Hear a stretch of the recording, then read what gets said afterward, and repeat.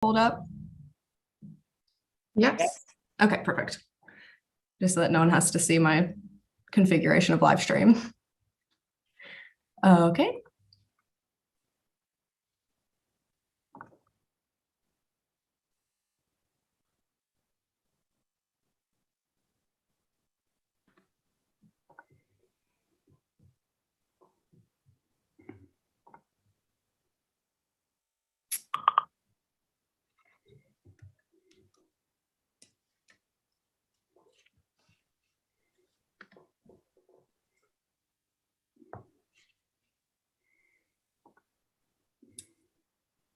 Okay, so we are about, 40 people are online. We are live on Facebook and YouTube. So I think it's about time that we get started. So firstly, good morning and welcome everyone to this Stakeholder Series event on the future of work and online platforms, which is co-hosted by Uber. Before I introduce this morning's panel, I would just like to remind everyone that if they would like to ask a question to our panel during the discussion, you can do so by using the Q&A function here on Zoom, which can be found at the bottom of your screen. Or if you're joining us via Facebook Live, you can post your questions in the comment section because that will be continually monitored throughout the event. Now it is my pleasure to introduce you our panel for this morning. So first, we are joined by Sylvie Brunet, who is an MEP and Vice President of the Renew Europe Group. Ms. Brunet is a member of the presidency of the European Democratic Party. She is a member of the Committee on Employment and Social Affairs, where she is Vice Coordinator for Renew Europe. She is also a substitute member of the Committee on Women's Rights and Gender Equality. Prior to becoming an MEP, Ms. Brunet held various positions as Human Resources Director in large private sector groups. Since 2012, she has been teaching management and corporate social responsibility at Kedge Business School in Marseille and has co-directed a Wellbeing at Work chair. She chaired the Labor and Employment Committee of the French Economic, Social, and Environmental Council from 2015 to 2019. In her activities in the European Parliament, Sylvie Brunet defends a more social and solidarity-based Europe, which actively promotes women's rights. She is notably a rapporteur for a European Parliament own initiative report on fair working conditions, rights, and social protections for platform workers. Next, we are joined by Dragos Pislaru, who is an MEP and coordinator for the Renew Europe Group in the Employment and Social Affairs Committee, and is most recently the EP co-rapporteur on the Recovery and Resilience Facility. Mr. Pislaru holds a PhD in economics at the National Economic Research Institute of the Romanian Academy and an MA in International Relations from the London School of Economics. He has worked as a researcher, professor, consultant, and successful entrepreneur, eventually serving as Romania's Minister for Labor. He helped kickstart numerous international projects on social affairs, rural development, social policy, labor markets, and digitalization, among other topics, and ran one of the first startup accelerators in Romania. He is a firm believer in evidence-driven policy and in lifelong learning and upskilling as vital components for a healthy labor market and a prosperous economy. Then we are joined by Joanna Kuva, who is an assistant professor at the Rotterdam School of Management, Erasmus University, and founder of my apologies, Joanna Kuva, is assistant professor at Rotterdam School of Management, Erasmus University, and founder of Reshaping. No, you were right the first time. Oh, I'm so sorry. My apologies. So yes, Joanna Kuva is assistant professor at the Rotterdam School of Management, Erasmus University, and founder of Reshaping Work. Joanna is an acclaimed expert in the platform economy and digital innovations more generally. Her research has most recently been published in the leading business journal, the Journal of Management Studies. She is also a frequent speaker at major academic and industry events, with the most recent appearance being at TEDx Amsterdam, where she spoke about the side of the platform economy you haven't seen. Joanna is also a founder and managing director of Reshaping Work Foundation. Reshaping Work is one of the leading authorities on various digital innovation topics, including platform economy and artificial intelligence.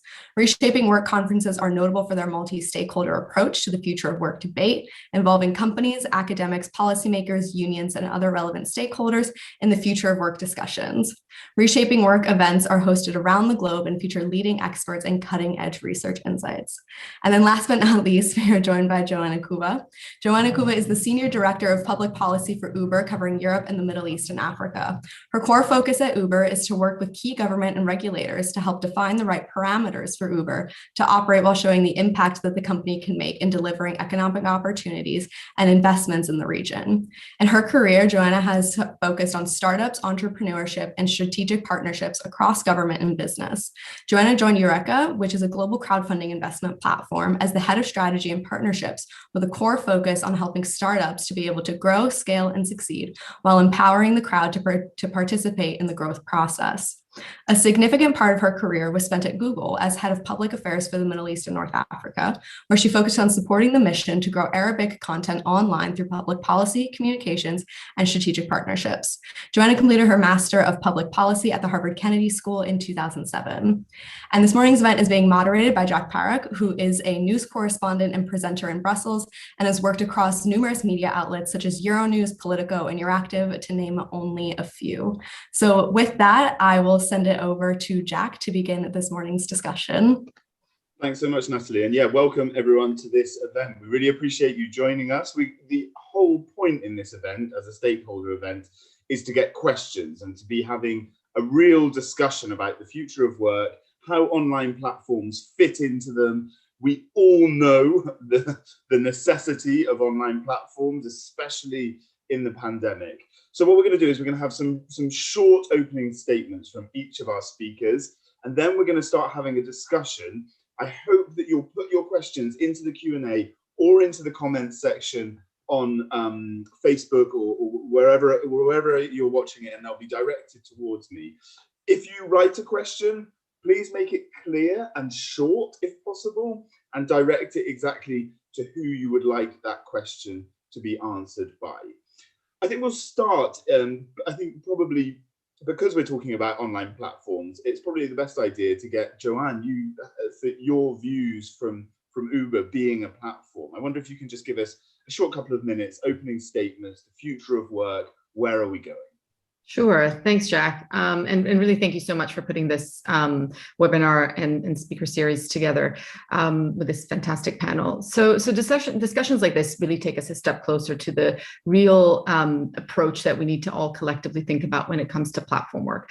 Now, I've been at Uber now 7 years, and I've definitely seen us grapple with this question for quite some time in lots of different regions. And we all know, and as you rightly said, platforms are truly critical to help lead Europe's recovery. And we saw that really play out over the last year and a half as we've all had to go through an incredible moment in our history. So during the pandemic, platforms really helped people and businesses in affected industries to really find alternatives. And some very important statistics just to bear in mind, according to an Ipsos surveys that we actually wanted to push out to really better understand how people that were earning on the platform were thinking about it. 40% of couriers in 6 EU countries really started to deliver with Uber Eats to compensate for pay cuts or job loss during COVID-19. And so just to pause on that, for us, a really big thing that we're always trying to think about is how do we actually create a platform in which people can come in and off of the platform? And really, some people use it as a stepping stone in between jobs. Some people use it to earn extra income. And so how do you ensure that you preserve that flexibility to allow people, as Europe and the rest of the world goes through an incredible recovery? And so the pandemic showed us really that diverse forms of work really are important to help continents and countries move forward. But that should never come at the expense of protection gaps or social protections. So, for us, we are constantly trying to push ourselves to do more. And for us, platform workers across Europe really deserve quite a bit of everyone's thinking collectively of how do we create that flexible dynamic for people to be able to earn when they want it, but feel protected and get the benefits that they deserve and need. And so we're really actually very, very excited about the platform regs that are coming out at the end of this year that are going to be really, we think, game-changing and hopefully global setting to raise the social standards while ensuring that people can really be able to choose when, where, and if they want to work. So as I said before, flexibility is really at the heart of that. And that's something that 91% of couriers and drivers continuously tell us is the number one reason that they want to earn on a platform like Uber. And so if I really think about what's kind of the future for us, as I mentioned, that the EU platform regs that are going to come through are critical to that. Currently, unfortunately, legal existing frameworks do not incentivize platforms to step up. That's because they are based on an old model of work, and I think that many of the people here are actively thinking about this topic and trying to work towards a different set of thoughts around how do we get work to be sustainable on different modes such as platforms. So one aspect, for example, that's going to be critical ahead of the regulations that are going to come through is addressing the current lack of legal certainty. So that really needs to make sure that, if platforms are providing benefits and are going to be able to go the extra mile to ensure that anyone earning on their platform is protected, that doesn't come at the expense of flexibility, which is going to be super critical, and ensuring that is one mode of work that is different to the traditional labor environment that we've seen over our lifetime. So also establishing an industry-wide playing field. I think that right now you'll definitely find that someone could earn on one platform and get certain social protections and go on, and drivers and couriers multi-app, so they're not locked into one platform, which means if they go to another platform and they experience vulnerabilities there because they're not protected, that also creates that discrepancy and does not incentivize the industry to step up. And then really balancing protections with flexibility without damaging the economy. And so really ensuring that there are rules that really foster and leverage technology so that we can have increasing moments that came through out of the pandemic that show that the workforce really does want to have flexibility and be able to pivot in and out and choose when they want to work, where they want to work, and how they want to work. So I'll leave it there. And I'm sure there'll be plenty of questions for us to get tucked into. Exactly, I'm certain there will be, and I think a lot of people will be asking you some questions as well, Joanne, while we've got you. I'm going to move on to Dragos because I know that you've only got until about 10 a.m. to be with us. So I'll just let you give your quick opening statement, Dragos.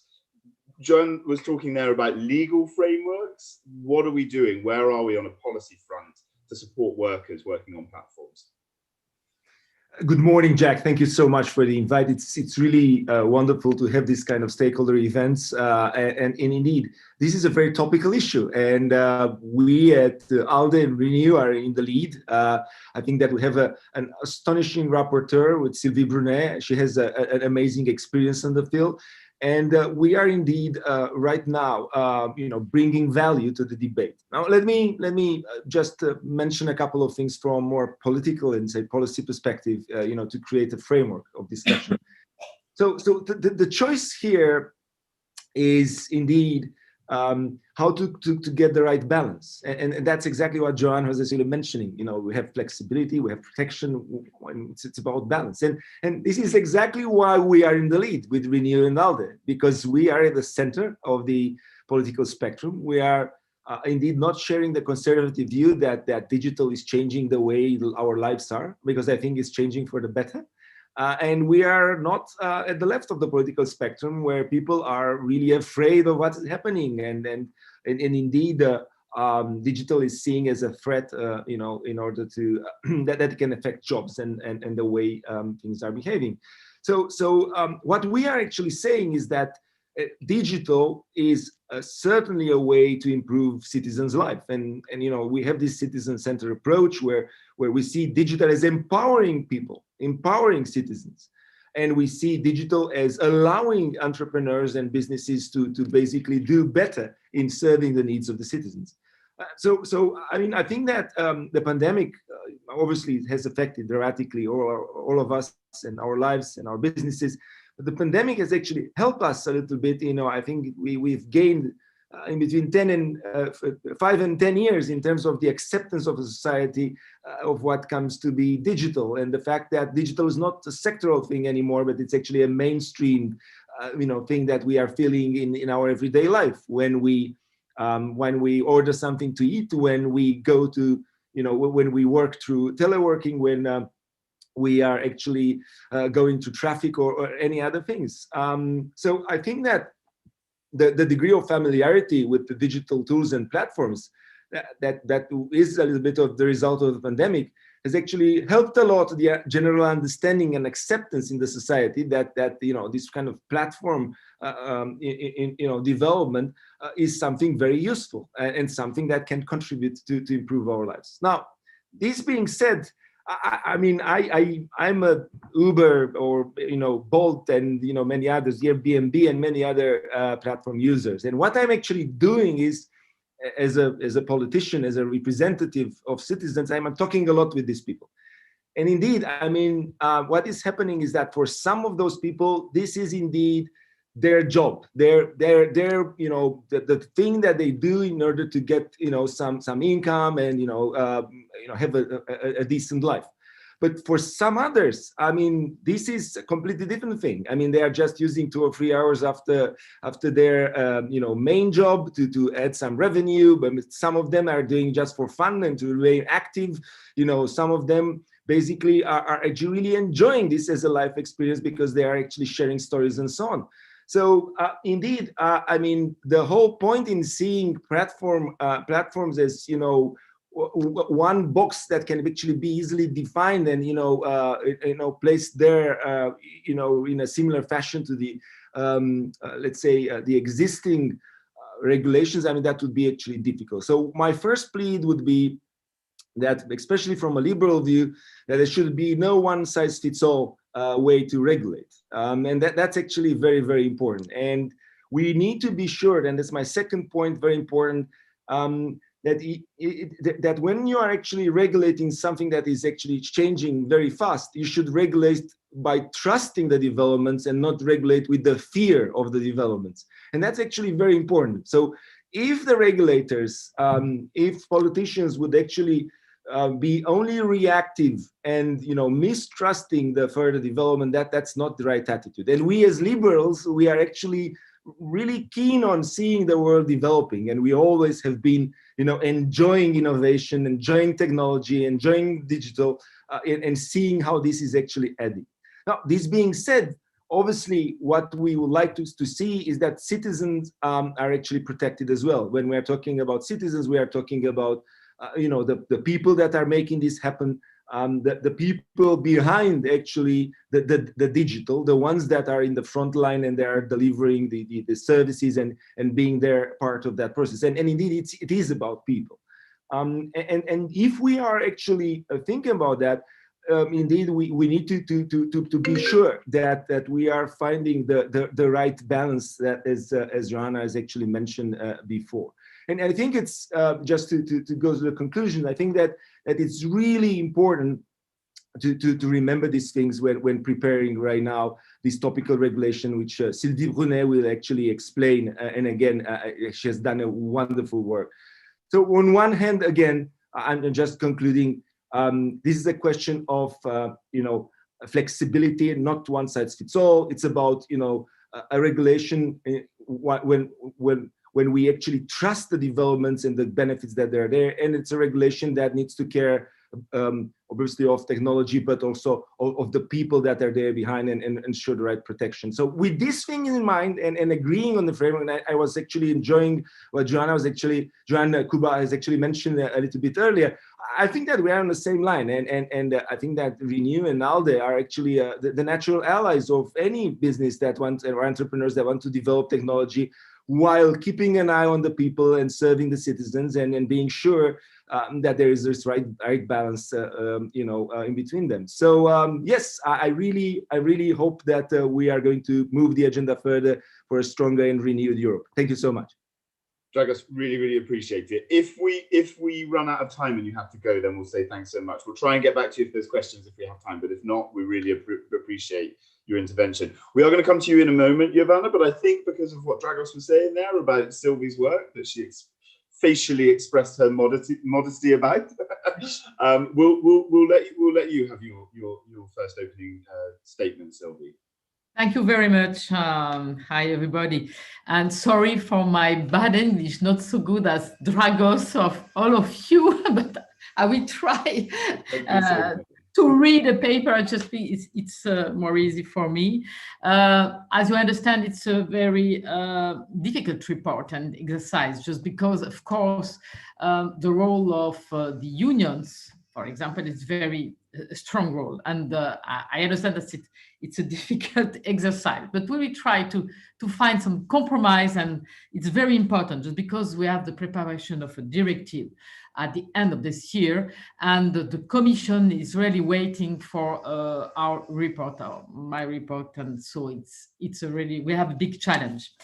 So as Dragos explained, the digital economy is transforming the world of work, of course. These new forms of work linked to digital development lead us to the broader topic of the future of work, in which digital and artificial intelligence are increasingly used. As the rapporteur of an own initiative report on fair working conditions, rights, and social protection for platform workers, new forms of employment linked to digital development, the title, my focus is particularly on platform workers and digital labor platform. According to surveys by the Commission's Joint Research Center, around 24 million people, or 11% of the EU's workforce, are estimated to have provided services via on location or online labor platforms at least once. Platform work is a growing phenomenon, and its continued growth in the labor market can be considered highly likely. Worldwide, the online labor platform market has been found to have grown by 30% over a period of 2 years.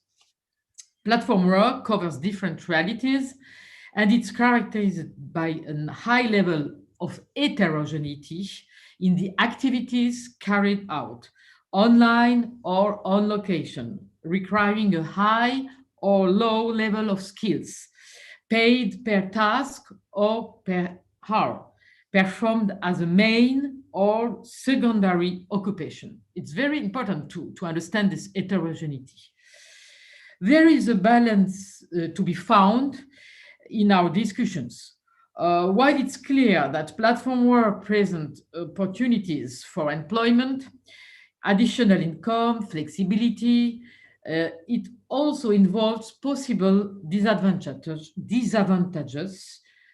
precariousness, poor working conditions, lack of access to social protection, and occupational health and safety measures, fragmented income. It appears that the current European framework is unsatisfactory and needs to be adapted to the new realities of the world of work. A blurred distinction between employees and employed workers is often seen in platform work, which causes uncertainty about the rights and rules applicable and can lead to situations of bogus self-employment. Misclassification of their status can sometimes lead to problems of unfair competition. I therefore welcome the Commission's planned legislative initiative, as I said, on platform workers, which should guarantee them a minimum set of rights regardless of their status, while taking into account the specificities of this type of work, of course. This is important too. This initiative should ensure fair and transparent working conditions, guarantee a healthy and safe working environment, give access to adequate social protection, forms of collective representation, training opportunities to qualify or requalify, and transparent, ethical, and non-discriminatory algorithms. The policy options presented in my draft report cover notably these 5 areas. Working conditions, of course. I believe that it's necessary to improve the communication of essential information of the working conditions to better implement the prohibition on exclusivity clauses between platforms and to provide for remedies in the event of account deactivation. Social protection, of course, it's a main point also. Social protection rights should be extended to platform workers, including those transitioning from one status to another status, not depending on the status. It's for all workers. And for me, it's an important point, not depending on the status. Member states should fully and immediately implement the Council recommendation on access to social protection for workers and self-employed, taking into account the situation of platform workers, of course. What about collective representation? I'm a firm believer in the benefits of social dialogue. Collective bargaining is a key element in improving the working conditions of these workers. I am in favor of ensuring that EU competition law does not hinder this possibility when platform workers have self-employed status. It's maybe an issue to guarantee that we will continue to have self-employed workers. For me, I think it's an important point. We developed something in legal issues in France, for example. It's a recent issue in France. Just because we are, of course, in favor of self-employed status and don't kill this status. I think it's a main point. Training, of course, it's also important. The employability of platform workers, especially the less qualified, must be improved through access to training.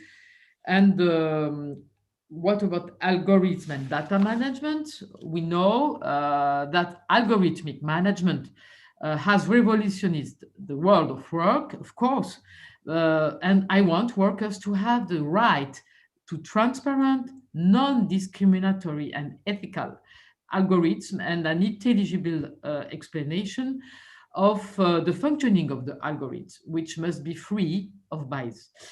I think it's a challenge for artificial intelligence for the future of work to be sure that all workers have access to ethical algorithms. Yeah. It's my conclusions. And of course, I'll be very open for the discussion. Thanks. Thank you so much, Sylvie. And I think algorithms are certainly something that we'll get into shortly. Just to remind everyone, you can put your questions in the Q&A and we'll direct them to our panelists. So Joanna, let's turn to you now. We've heard quite a broad perspective, especially from the political and obviously from Joanne.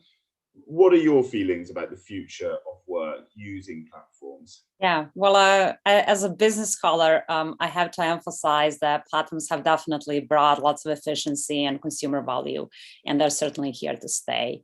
And during the pandemic, many workers of these platforms were recognized as essential by many governments around the world, which further speaks of their important role in the society.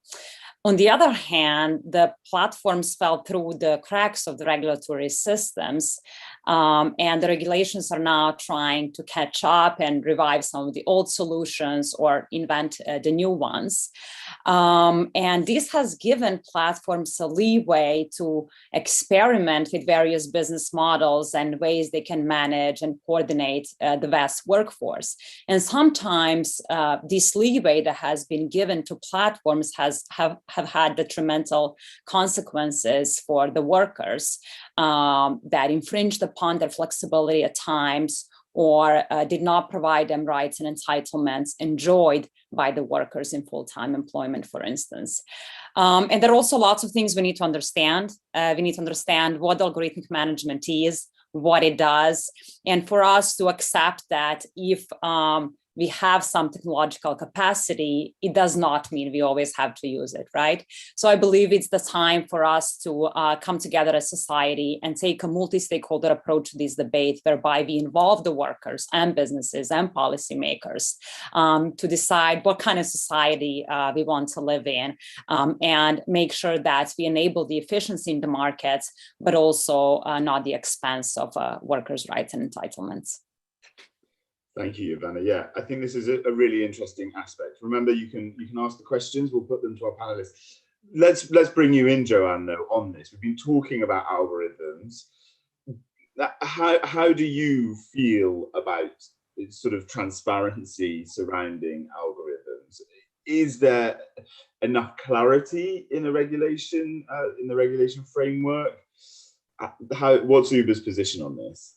Yeah, and so we've actually spent a lot of time thinking about this, and we've had quite a strong team working with us both internationally and here, because as you know, it's quite a heavy issue. I think Europe has also done quite a bit with GDPR, and then EU legislation and the requirements around it on platform and AI transparency is there, and we fully comply with all of that.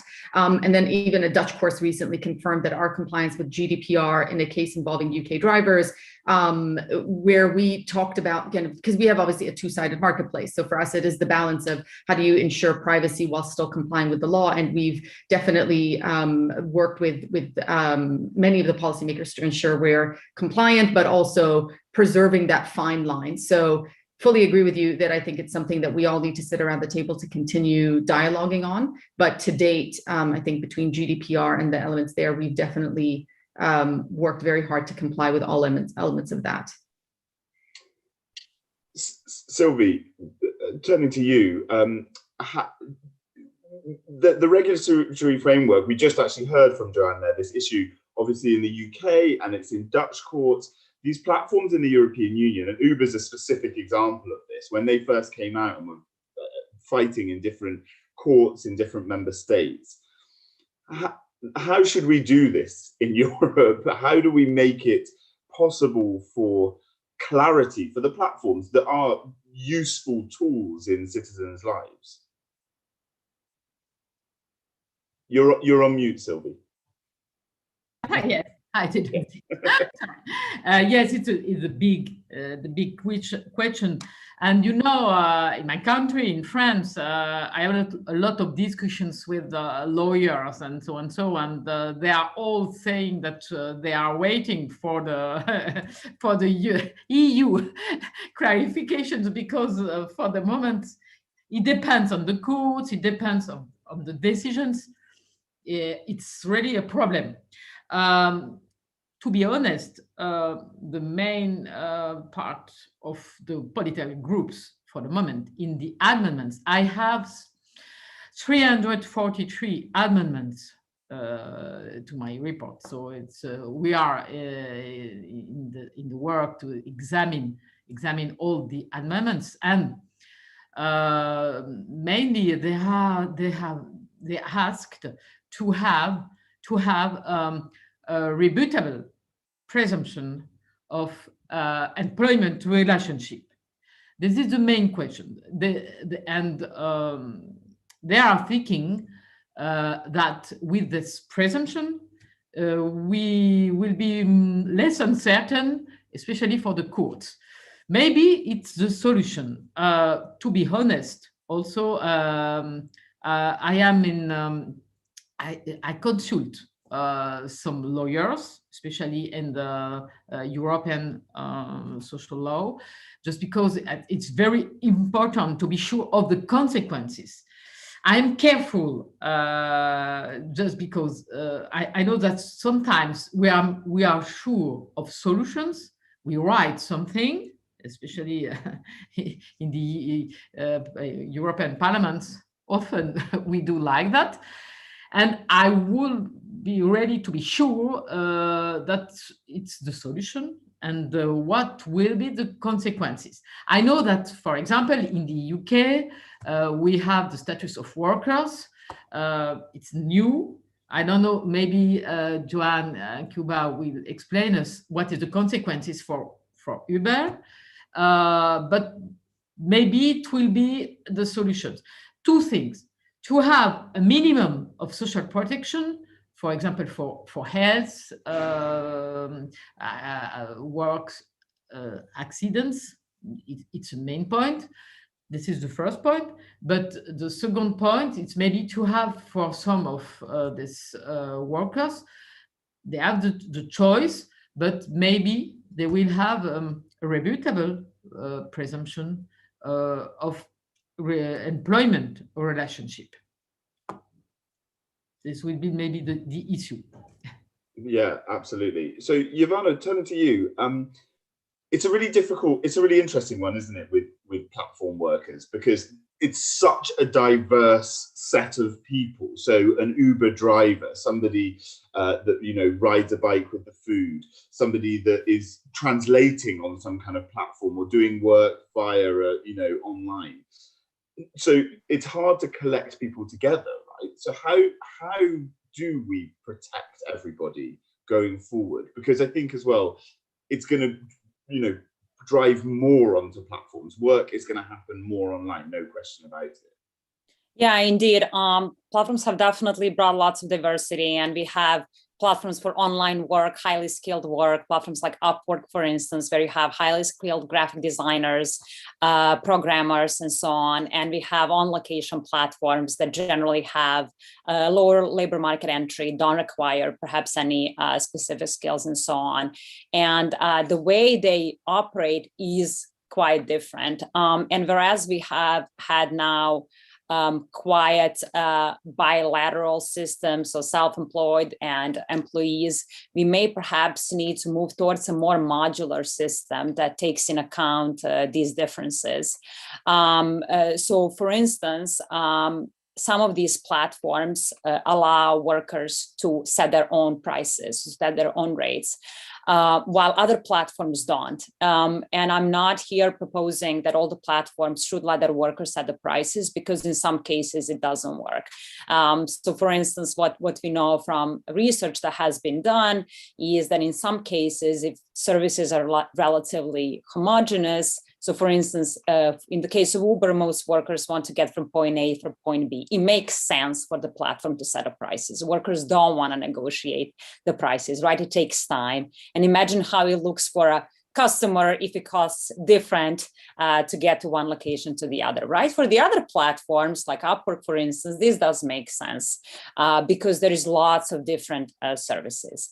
But as regulators need to take in account these, then in some cases it makes sense, in some cases it doesn't.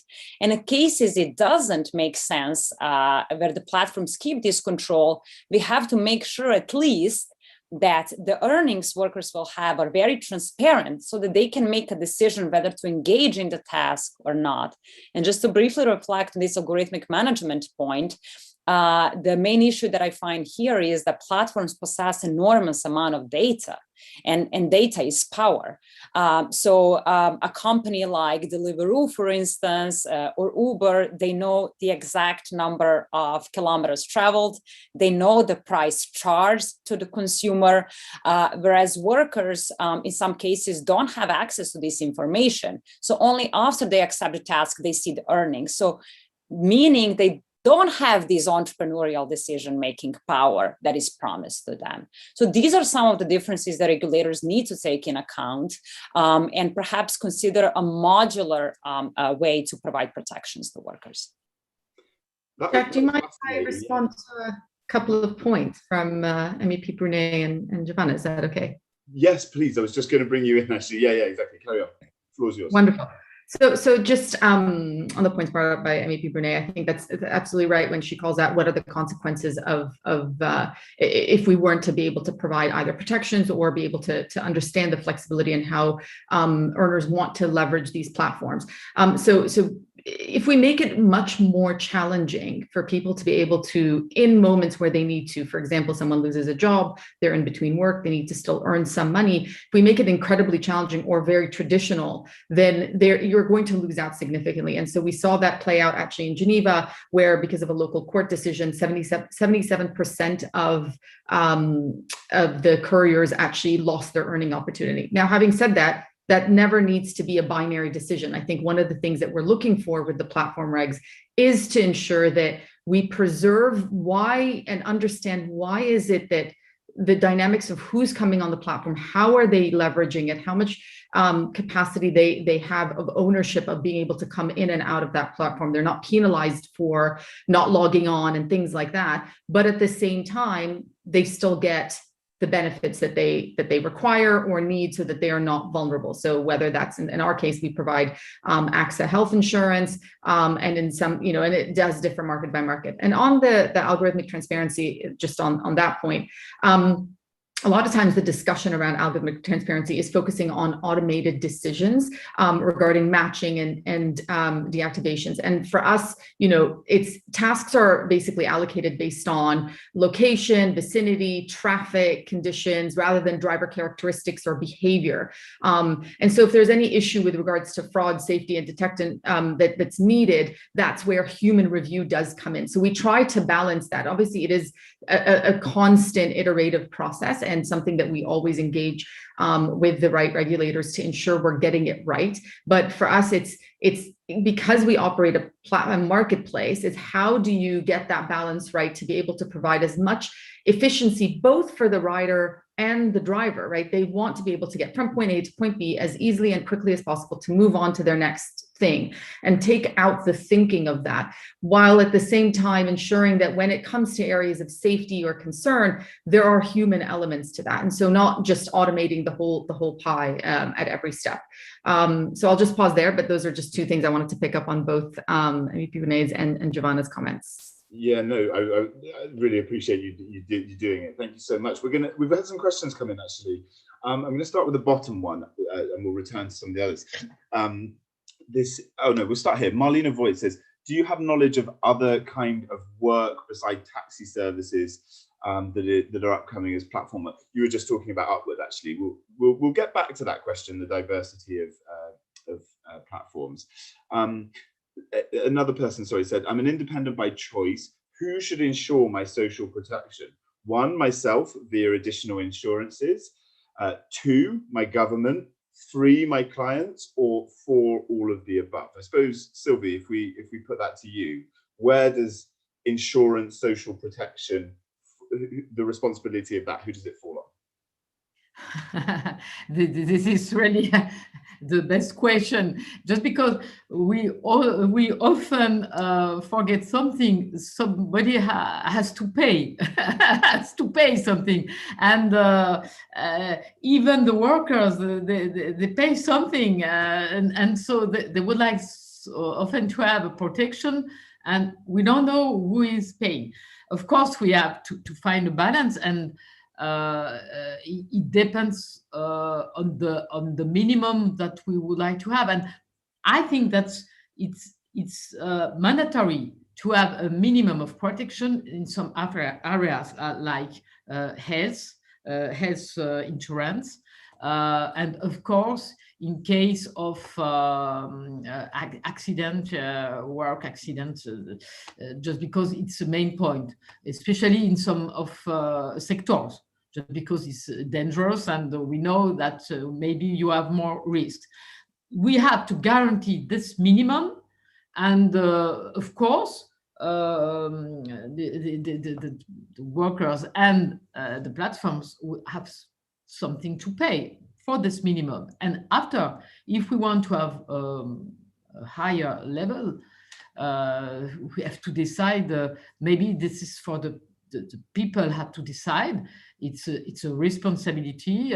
We can find it even in for the employees. I was a human resources director in main companies, and of course they have to pay. They had to pay for a minimum. It was not too expensive, but if they would have a higher level of protection, they have to pay more. And it was already a system. It is already a system in France, and people forget it, but it's the reality.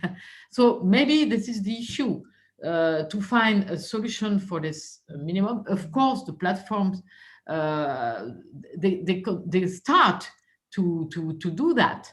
I know that, especially in France, we have some law, and they start to have this minimum of protection, and they improve it, and it's good. It's a good solution, but of course, this is a minimum that we have to have, and for higher level, somebody has to pay. It's not the governments. I think it's difficult for a lot of many governments. So it's not possible. It's a constant balance. Exactly. This is yes, we have to find a balance. And I think it's going to adapt as well. I think there's going to be so many changes that the legislation is inherently going to have to be flexible for new platforms and stuff that arise. Fuang Huan Li says, given the heterogeneity of gig workers, how can we ensure all their needs and struggles are represented?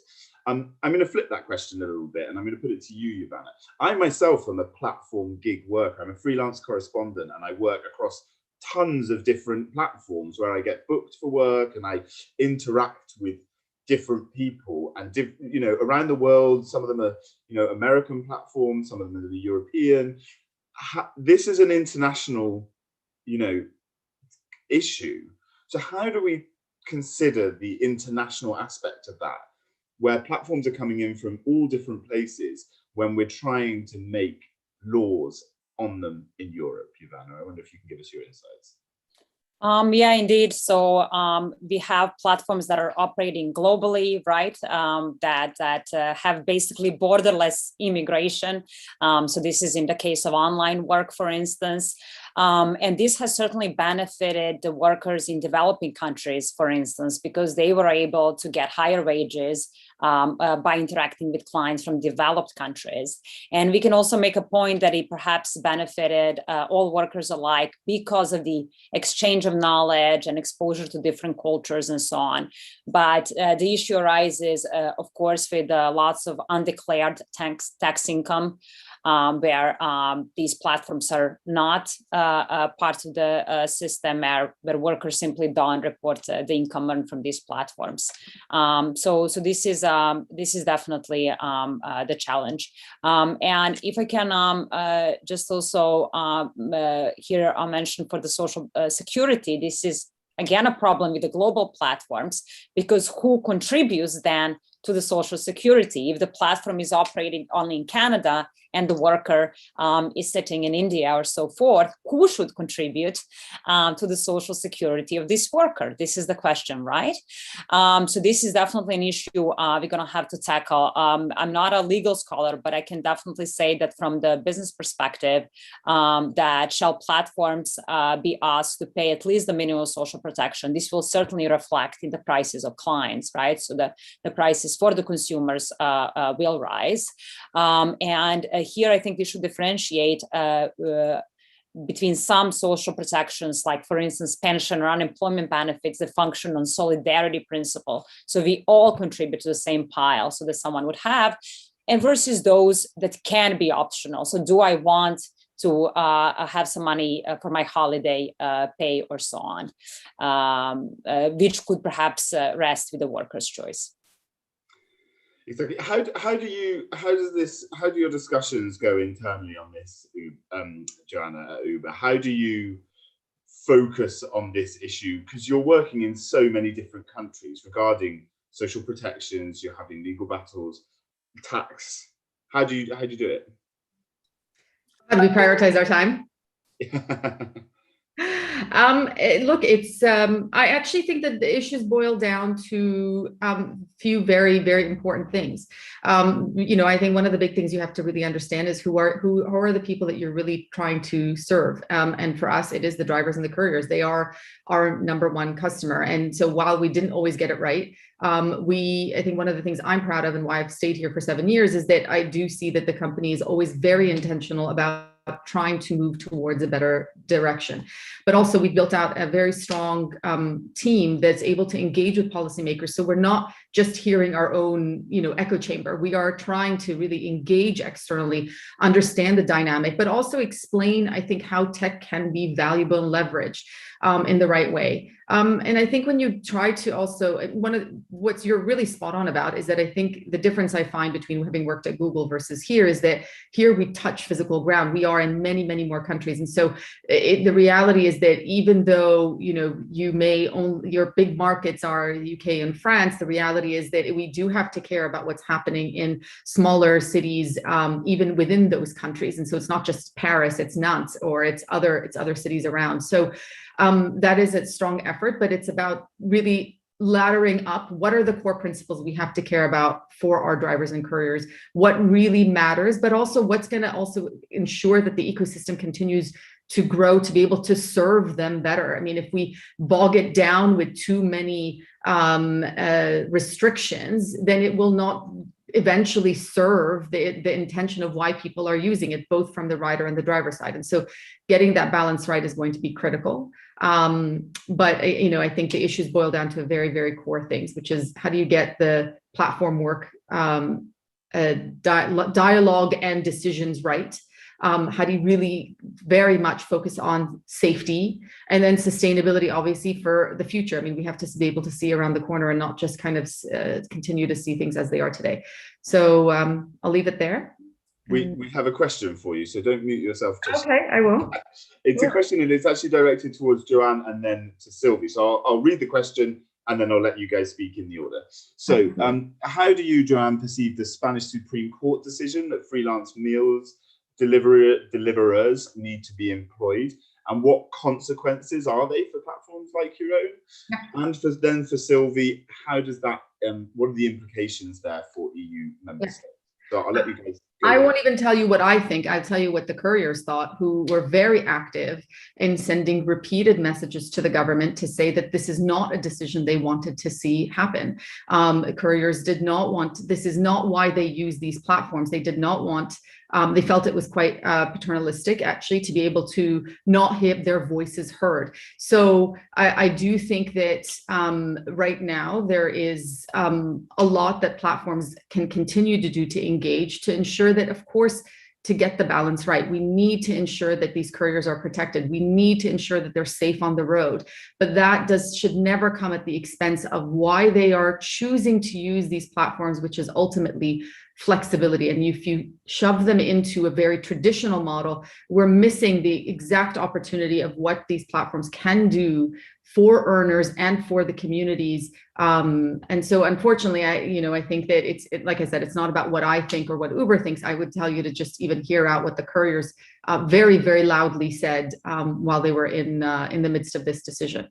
To your question on how do I think this will play out, I do think that actually, even within Spain, you see quite a distinction in terms of the viewpoints in different regions. But ultimately, I think that we're having incredibly different dialogues in many different countries around, including France, the UK, and others. So I think that there is a lot that actually can be done by these platform regs at the EU level to create that clarity, so that we don't have kind of this sporadic and quite disparate decision making, and we actually get to a place that I think works for all from the EU regs. Sylvie. Yes, one point very important is that as we see in the figures, only 1.4% of these people have a main activity in the platform activities. So often they are employees in another company or something like that. And so it's a very important point, just because we have a risk to kill this flexibility only with the question of employment relationship. And this is, for me, this is a point. And I don't understand why we would like to be sure that all these people are employees. This is the only solution, as I said yesterday in the committee. And I think that's all the other colleagues start to understand that is the question. It's necessary to find a balance. One more. And I don't know what will be the consequences of this court decisions, especially in Spain, but I'm not sure that it will be the best solution. I'm not sure, in fact, just because maybe we will have some workers with lower status. There will be workers, but and employees, but with lower status, of course, just because it's impossible to have the same status if we don't pay something. And this is the question.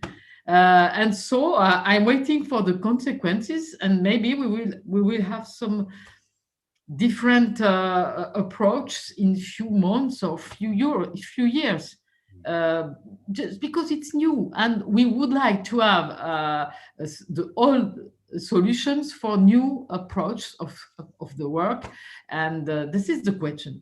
It's really difficult to explain to people. It's the reason, of course, for some of situations, we will have some employees, and I can understand that we have these decisions of the courts. But for a lot of other workers, they would like to stay self-employed, just because it's a good solution for them in terms of flexibility.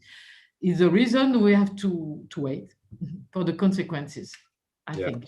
We've had another question, which is, do you agree that keeping flexibility will be key to preserve growth and innovation, while a unique classification of worker status will undermine the future developments? It was directed towards you, Sylvie, and I see it in the chat that you've already said, yes, you do agree that that's the challenge. So we've got to wrap up in a few moments. So I'll just give the floor to you, though, Joanna, just to bring you back in quickly. If anyone's got a question, they can drop it in, but we are really running out of time now. Yeah, just to quickly reflect on this recent discussion. So even though it's true that in some platforms, the workers that are working, let's say, full-time for these platforms may be a minority, they contribute to completing a vast percentage of tasks on these platforms. So when we are talking about this trade-off between flexibility or the employment status, the solution probably lies somewhere in the middle, right? That we need to take into account that some workers do depend on these platforms to make a living. That's the reality. While others don't, they're using this work for in-between jobs to supplement the existing income and so on. And we also need to cater for preferences of these workers. We may consider a solution whereby the platforms make some sort of a requirement. So if you work this many hours or so on, then you can get a right to be employed by this platform. So you can have a guaranteed income, you can have security and so on. While other workers may not want that. And for them, then there are different rules apply. So they need to take some risks. For instance, the demand may be lower at that time or so on and so forth. So I think this direction could yield some solutions. I really appreciate your final comments. We're going to have to start wrapping this up now. I know in the pandemic world, our schedules get pretty clearly defined and we're on 10:29.